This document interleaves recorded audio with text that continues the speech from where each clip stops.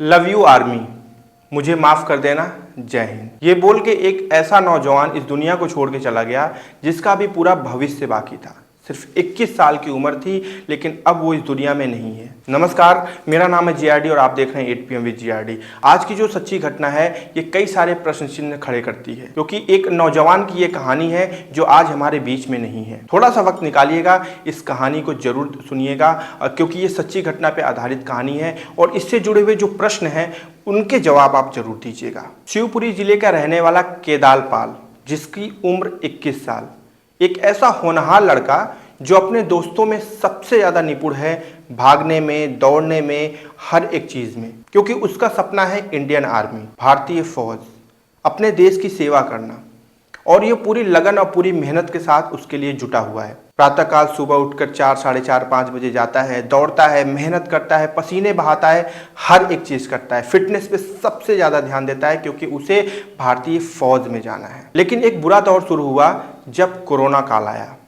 और जब कोरोना काल आया तो इस दौरान लगभग 2-3 साल तक किसी भी तरह की कोई वैकेंसी इंडियन आर्मी की या किसी भी फोर्स से रिलेटेड वैकेंसी नहीं आ पाई, क्योंकि ये एक ऐसा वक्त था जिस वक्त हर एक चीज़ स्थिर हो गई थी कुछ वक्त के लिए। और ऐसा ही हुआ और इसका दुष्परिणाम ये हुआ कि केदार पाल की जो उम्र है वो 21 साल हो गई जब नई वैकेंसी आई अग्निवीर की। आपको कुछ चीज़ें मैं बता दूं, पहले जब आर्मी में सिलेक्शन होता था तो उसमें 23 साल तक की वरीयता दी जाती थी। 23 साल तक का छात्र, 23 साल तक का एक होनहार नौजवान इंडियन आर्मी में सिलेक्ट हो सकता था। लेकिन जब से अग्निवीर आया तब से ये चीज़ 17 साल से लेकर 21 साल तक रख दी गई। अब इसका दुष्परिणाम ये हुआ कि जब केदार पाल ने आखिरी बार अग्निवीर परीक्षा के लिए अप्लाई किया, ऑनलाइन सारा चीज़ किया, जब वो वहाँ पे गया तो उसे पता चला कि वो 4 महीने ओवर एज हो चुका है।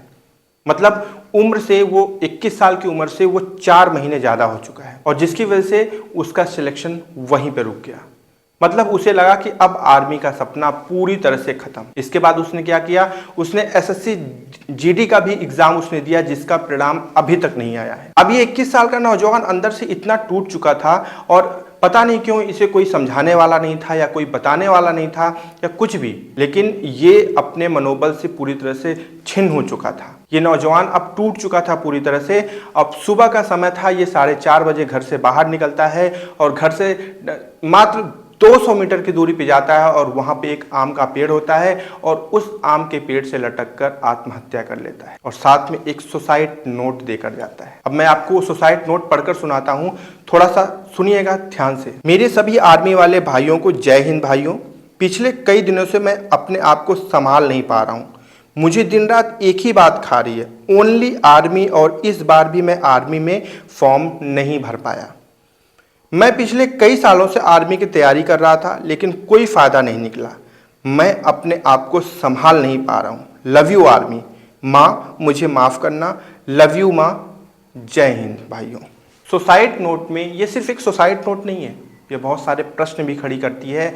और इसमें इस पंक्तियों को जब आप पढ़ेंगे, अगर वो पन्ना आपके हाथ में दे दिया जाए ना तो आपका हाथ कांपने लगेगा उसको पढ़ते वक्त। आखिरी में माँ के लिए भी बोला गया है कि माँ माफ़ कर देना। 2 भाइयों और 2 बहनों में था ये बच्चा जो 21 साल का था और आर्मी का सपना लिए आंखों में खुद को सजोकर खड़ा था, लेकिन उसकी विकट परिस्थितियां और उसकी विफल किस्मत की वजह से आज वो हमारे बीच में नहीं है। सवाल क्या खड़े होते हैं? सवाल सबसे पहला यही दिमाग में आता है कि क्या इतने दिनों तक अगर उसकी मानसिक स्थिति इतनी ज़्यादा बुरी हो चुकी थी तो क्या परिवार में कोई ऐसा नहीं था जो उसकी मानसिक स्थिति को करीब से समझ पाता?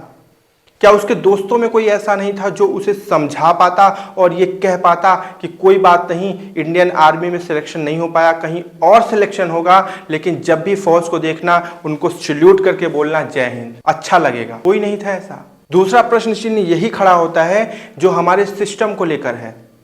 इंडियन आर्मी मतलब हमारी फौज, एक ऐसी चीज जिनकी वजह से हम बहुत सुरक्षित महसूस करते हैं। अपनी जान की परवाह किए बिना ये जवान हमेशा अपने कार्य को लेके प्रगति पे रहते हैं, हमारे देश की सेवा करते हैं। सुरक्षा बल इन्हें ही कहा जाता है, ये बॉर्डर्स पे खड़े होते हैं, सब कुछ करते हैं। तो जब इनके लिए कोई बच्चा इतनी मेहनत करता है तो क्या सरकार उसको कुछ वरीयताएं नहीं दे सकती हैं? कोरोना काल में 2 से ढाई साल तक सारी जीवन अस्त व्यस्त हो चुके थे, सब कुछ अस्त व्यस्त हो गया था, जिसके बाद बहुत सारी राहतें दी गई अलग अलग विभागों में। तो क्या ये आर्मी में ये चीज़ नहीं दी जा सकती थी?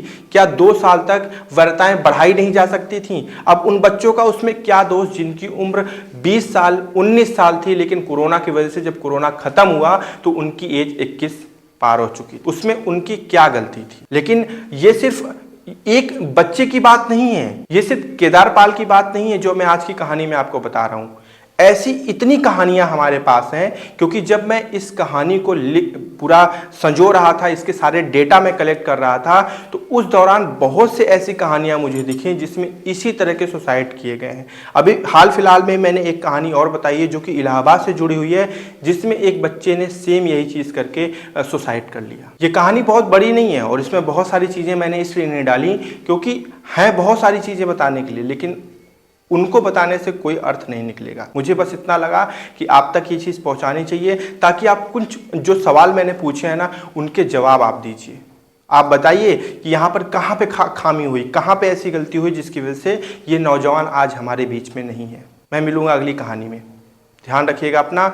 इस वीडियो को लाइक और चैनल को सब्सक्राइब जरूर करिएगा, क्योंकि हर शनिवार, रविवार और सोमवार रात्रि 8 बजे हम सच्ची घटना पर आधारित एक नई कहानी आपके सामने लेकर आते हैं। जय हिंद।